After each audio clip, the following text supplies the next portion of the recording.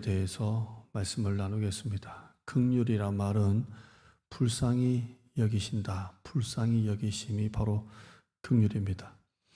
팔복이 하나하나가 그냥 설교를 통해서 묵상하고 은혜 받는 건 참 좋은데 적용하는 건 굉장히 어려운 말씀드립니다. 하나하나가 적용하기 어려운데 그 팔복 중에 가장 적용하기 어려운 것 중에 제일이 바로 이 긍휼인 것 같습니다. 왜냐하면 다른 복은 하나님과의 관계에서의 복입니다. 영적이고 신앙적이고 그렇기 때문에 내가 하나님 앞에서만 영적으로 바로 하면 됩니다. 그런데 이 긍휼은 사람과의 관계에서 오는 것입니다. 그래서 적용하기가 참 어렵습니다.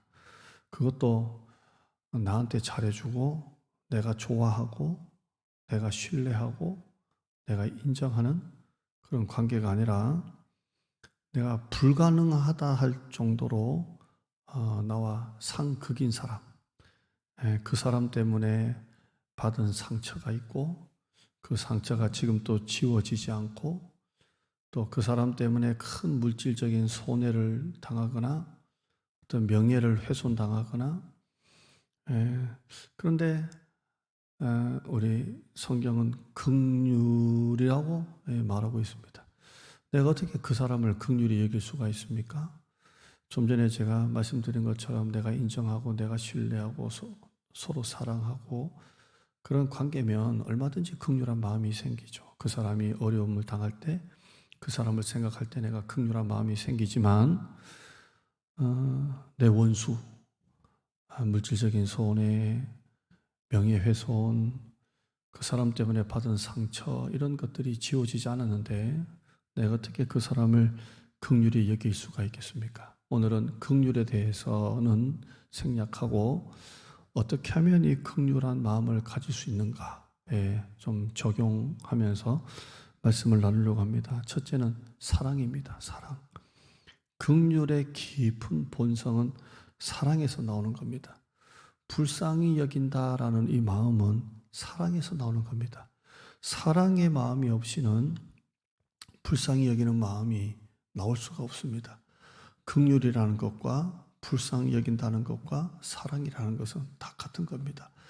내가 누군가를 불쌍히 여긴다는 것은 긍휼한 마음이 있다는 것이고 긍휼한 마음이 있다는 것은 내가 그 사람을 사랑한다는 겁니다. 교역자 생활을 하면서 어떤 성도님한테 이런 말을 들은 적이 있습니다.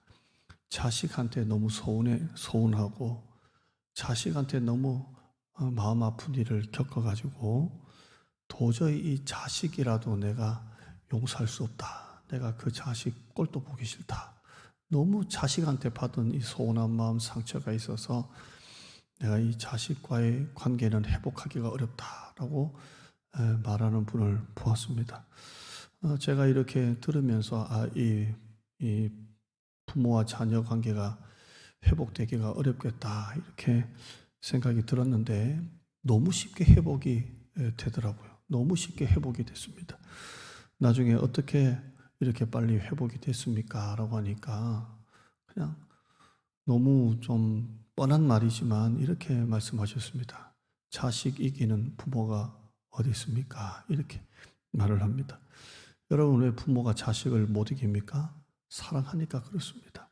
아무리 자식한테 서운한 일을 당하고 마음이 아파도 자식이 한 번 그냥 잘해주면 마음이 확 풀어지는 겁니다. 왜? 사랑하니까 그렇습니다. 이 긍휼은 하나님께서 우리에게 주신 사랑이 근원입니다. 로마서 5장 8절에 우리가 아직 죄인 되었을 때 그리스도께서 우리를 위하여 죽으심으로 우리에게 대한 자기의 사랑을 확증하셨다라고 말씀하고 있습니다. 하나님은 우리가 아직 죄인 되었을 때 우리를 위하여 죽으셨습니다. 우리가 의인도 아니고 죄인 되었을 때 하나님께서 우리를 위하여 죽으셨다라고 말씀하고 있습니다. 왜 우리를 위하여 우리가 죄인 되었을 때 죽으셨습니까? 하나님께서 우리에게 대한 자기의 사랑을 확증하셨다라고 말합니다. 왜 우리가 죄인 되었을 때 그리스도께서 우리를 위하여 죽으셨습니까? 우리에게 대한 자기의 사랑이라고 말씀하고 있습니다. 사랑입니다. 우리가 왜 원수를 사랑하지 못하고 원수는 원수로 대하고 내가 상처를 받으면 나도 똑같이 상처를 줘야 합니까? 내 속에 긍휼이 없기 때문에 그렇습니다. 긍휼이 없다는 것은 그리스도의 사랑이 없기 때문에 그렇습니다. 그리스도의 사랑이 우리에게 부어줘야 합니다. 그리스도의 사랑이 우리를 강권해야 됩니다. 그때 내가 그 사람을 비로소 긍휼하게 불쌍히 여기고 사랑할 수가 있다는 겁니다. 이렇게 우리가 긍휼의 마음이 생기면 매일 보던 사람들이 달라 보입니다. 그 사람이 원래 그냥 있어야 될 사람, 원래 그냥 내 옆에 있었던 사람이 아니라 그렇게 그 사람이 고맙고 그 사람이 감사하고 사람이 달리 보이기 시작합니다. 우리는 교회 공동체, 교회 다니는 성도니까 내가 긍휼한 마음이 생기면 교회 안에 지난 주일도 받고 늘 보던 성도들인데 성도들 한 사람 한 사람이 그렇게 고맙고 귀하고 감사한 것을 보게 됩니다. 이번에 우리 고 전명철 집사님이 천국에 가시면서 우리에게 남겨진 것이 있습니다.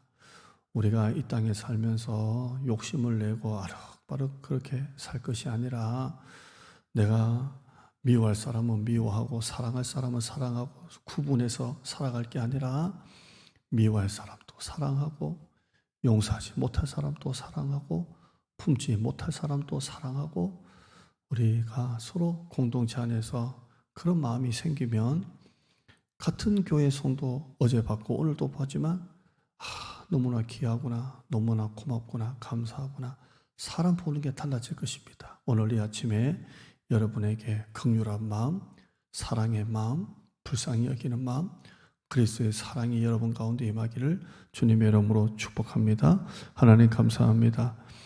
왜 내가 누군가를 사랑하지 못하고 나한테 잘해주는 사람만 사랑하고 내가 미워할 사람, 용서하지 못할 사람, 사랑할 사람을 따로 구분해서 사랑했던 것을 용서해 주시고 긍휼한 마음, 주님의 사랑 부어주셔서 이제는 그 구분이 없어지고 다 사랑하는 사람이 되게 하여 주시고 이 마음이 생기면 늘 보던 사람들이 다르게 보입니다. 직장생활, 교회 공동체, 고마운 사람, 감사한 사람, 내 옆에 있는 이 사람들이 그렇게 고마운 사람으로 생각됩니다.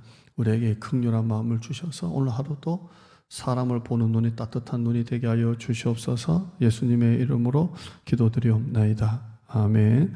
우리 5월 17일 해피 패밀리 데이를 합니다. 우리 성도들이 흩어진 성도들이 다 같이 와서 그날 예배 축제 예배가 되고 우리가 불신자를 초청하는 새생명 초청 주일보다 이 해피 패밀리 데이가 더 아름다운 행사가 되게 하여 주옵소서. 기도하시고 성전 가까이 교회 가까이 성전 회복 운동을 합니다. 주중에 새벽 기도 일주일에 한 번 내가 컨디션 좋을 때 일주일에 한 번 수요 예배 그리고 우리가 작밤 기도회 우리 다음 주간부터입니다. 11일부터 시작되는데 작밤 기도회도 10일간의 기도에 성도들이 많이 나오고 그동안 나오지 않았던 성도들 데리고 오는 운동 하나님 도와주시옵소서. 우리 같이 기도하시겠습니다. 주여 하나님 아버지 역사하여 주시옵소서. 해피 패밀리 데이 주여 아버지 헛되던 성도 다 나오게 하여 주시옵소서. 주여 하나님 교회 가까이 성전 회복 운동에 하나님 다음 주간 11일부터 시작합니다. 작밤 기도회 11일 밤부터 밤 9시에 2주간 합니다. 2일에 동안 은혜 주시고 주중에 수예배 참석하기 운동 새벽 기도 주 1회 참석하기 운동 그동안에 보지 못했던 그리운 목장 식구 찾아가기 운동합니다. 하나님 도와주셔서 꼭 은혜 베풀어 주시고 교회가 영혼이 잘된 같이 범사가 잘되게 하여 주시고 긍휼한 마음 주셔서 영혼 사랑하고 품고 내가 용서하지 못할 사람 용서할 만한 사람 구분하지 말고 다 사랑하게 하여 주시옵소서. 믿습니다. 하나님 도와주시옵소서. 음악 한 2분 정도 더 할 테니까 여러분 기도하는 시간 가지시면 되겠습니다. 주여 역사하여 주시옵소서.